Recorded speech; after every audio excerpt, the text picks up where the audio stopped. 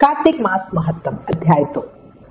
कार्तिक मास महत्तम के प्रथम अध्याय में हमने ब्रह्मा जी के व्रत का विधान और कार्तिक मास का महत्व जाना था। अब इस दूसरे अध्याय में कार्तिक स्नान कैसे करें के विषय में जानकारी लेंगे। शुरू करते हैं। प्रभु मुझे सहारा है तेरा, जग के पालनहार, कार्तिक मास महत्तम की कथा करूं विस्तार।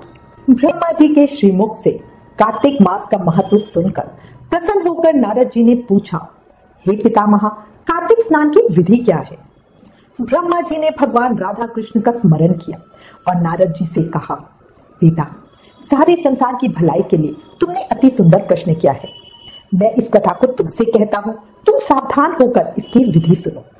कार्तिक का व्रत अश्विन शुक्ल पक्ष की दशमी से आरंभ करके कार्तिक शुक्ल दशमी को समाप्त करें, अथवा अश्विन की पूर्णिमा को आरंभ करके कार्तिक की पूर्णिमा को पूरा करें।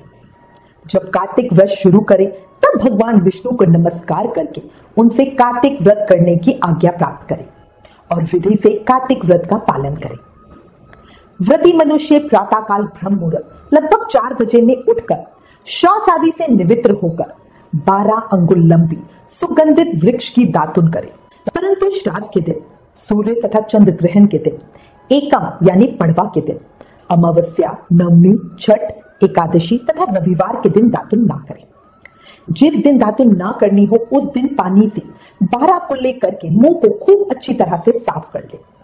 जब 2 घड़ी रात्रि रह जाए तो काले तिल, चंदन, चावल, फूल या कुशा लेकर तालाब, कुंड, नदी या संगम तथा किसी तीर्थ स्थान में जाकर भगवान से प्रार्थना करें और कहें, हे भगवान, आपकी और श्री लक्ष्मी जी की प्रसन्नता के लिए मैं कार्तिक मास में स्नान करूंगी। इस प्रकार संकल्प करके श्री गंगा जी, भगवान शिव, सूर्य और विष्णु जी का ध्यान करके नाभि तक जल में प्रवेश करके अच्छी तरह स्नान करें।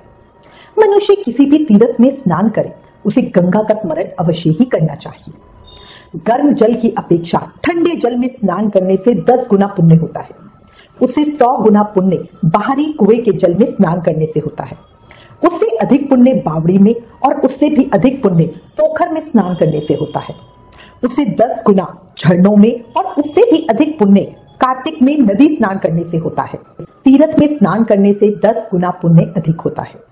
जहाँ 2 नदियों का संगम हो और यदि कहीं 3 नदियों का संगम हो तब तो पुण्य की कोई सीमा ही नहीं है।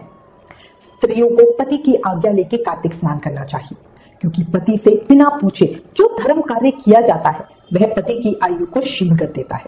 फिर जल से बाहर आकर देवता, ऋषि और पितरों का तर्पण करें। स्नान के पश्चात बकरी तथा भेड़ की धूली से बचना चाहिए तथा चीख, थूक, कुत्ता, कौवा, ऊंट, उल्लू, शुकर का स्पर्श न करें। इनसे छू जाए तो फिर स्नान करना चाहिए। इसके बाद षोडशोपचार विधि से भगवान का पूजन करें, भगवान को अर्घ्य दें और प्रार्थना करते हुए कहें कि भगवान श्री राधा सहित मेरे इस अर्घ्य को ग्रहण करें। और इस प्रकार प्रार्थना करने के बाद 16 चीजें जैसे आवाहन, पाद, अर्घ्य, आचमन, स्नान, वस्त्र, चंदन, अक्षत, पुष्प, धूप, दीप, नैवेद्य, तांबुल, पुंगी फल, दक्षिणा, नमस्कार आदि से भगवान की मूर्ति को अर्पण करके तुलसी मंजरी से भगवान का पूजन करना चाहिए। इसे षोडशोपचार पूजन कहते हैं। कार्तिक में भगवान विष्णु की प्रसन्नता के लिए विष्णु मंदिर अथवा शिव मंदिर में रात को जागरण करें। शिव और विष्णु जी का मंदिर ना हो तो किसी भी देवता के मंदिर में जागरण करें। यदि दुर्गम वन में स्थित हो या विपत्ति में पड़े हो तो पीपल के वृक्ष की जड़ में अथवा तुलसी के वन में जागरण करें। भगवान विष्णु के समीप उन्हीं के नामों और लीला कथाओं का गायन करें। यदि आपत्ति में पड़ा हुआ मनुष्य कहीं अधिक जल ना पावे अथवा रोगी होने के कारण जल से स्नान न कर सके तो भगवान के नाम से अपने को शुद्ध कर ले। कार्तिक में भूमि पर शयन करने वाला मनुष्य युग युग के पापों का नाश कर डालता है। जो कार्तिक मास में भगवान विष्णु के आगे अरुणोदय काल में जागरण करता है और नदी में स्नान, भगवान विष्णु की कथा का श्रवण, वैष्णवों का दर्शन तथा नित्य प्रति भगवान विष्णु का पूजन करता है, उसके पितरों का नरक से उद्धार हो जाता है। हे नारद, कार्तिक मास में प्रातः काल स्नान करें और प्रतिदिन अपनी शक्ति के अनुसार ब्राह्मणों को अन्न दान दें, क्योंकि सब दानों में अन्न दान ही सबसे बढ़कर है। अन्न से ही मनुष्य जन्म लेता है और अन्न से ही बढ़ता है। अन्न को समस्त प्राणियों का प्राण माना गया है। अन्न दान करने वाला पुरुष संसार में सब कुछ देने वाला और संपूर्ण यज्ञों का अनुष्ठान करने वाला है। देव ऋषि, जो मनुष्य कार्तिक मास में प्रतिदिन गीता का पाठ करता है, उसके पुण्य फल का वर्णन करने की शक्ति मुझ में नहीं है। गीता के समान कोई शास्त्र ना तो हुआ है और ना होगा। गीता के एक अध्याय का पाठ करने से मनुष्य घोर नरक से मुक्त हो जाते हैं।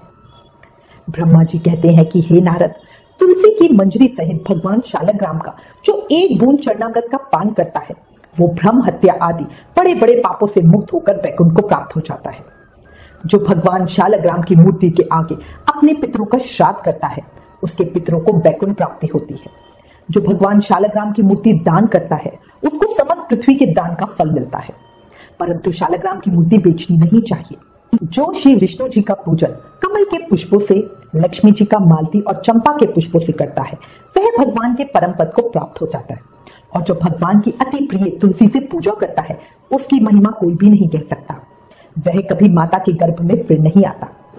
तुलसी माला धारण किए जिनकी मृत्यु हो जाए, वह सीधा बिना किसी बाधा के वैकुंठ धाम को जाता है। तुलसी की छाया में पितरों का श्राद्ध करने से पितरों की अक्षय तृप्ति होती है।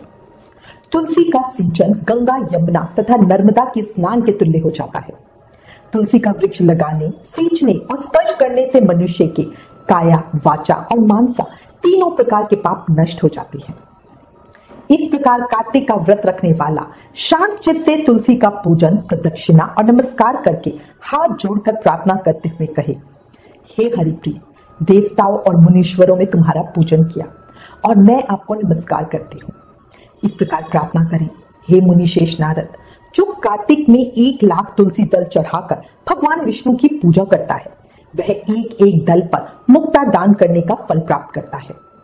जो भगवान के श्री अंगों से उतरी हुई प्रसाद स्वरूपा तुलसी को मुख में, मस्तक पर और शरीर में धारण करता है, वह मनुष्य संपूर्ण रोगों और पापों से मुक्त हो जाता है।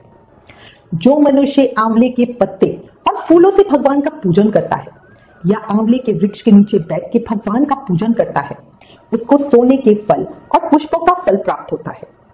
जो मनुष्य द्वादशी को तुलसी तथा आंवले के पत्तों को तोड़ता है, वह घोर नरक में जाता है। जो मनुष्य कार्तिक मास में आंवले के फल, तुलसी और गोपी चंदन की माला धारण करता है, वह जीवन मुक्त हो जाता है। इस प्रकार व्रती पुरुष भोजन करा के चंदन, पुष्प, पान और दक्षिणा देकर ब्राह्मणों को प्रसन्न करे। सारे मास भूमि पर शयन करे, ब्रह्मचार्य का पालन करे, पत्तल में एक समय भोजन करे, मौन व्रत धारण करे, वह शूरवीर और क्रांतिमान होता है। जो एक समय भोजन करता है, वह भी आंवले के पेड़ के नीचे बैठकर उसके 1 वर्ष के सभी पाप नष्ट हो जाते हैं। कार्तिक मास महत्तम अध्याय 2 समाप्त।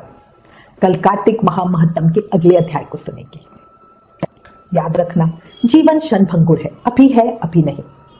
इसलिए समय के महत्व को समझते हुए ज्यादा से ज्यादा नाम जाप करें। क्या पता कल क्या हो, अभी भी समय है। प्रेम से, मन से, भाव से, हर सांस के साथ नाम जाप करते रहो। हरे कृष्ण कृष्ण कृष्ण हरे हरे, हरे राम राम राम हरे हरे।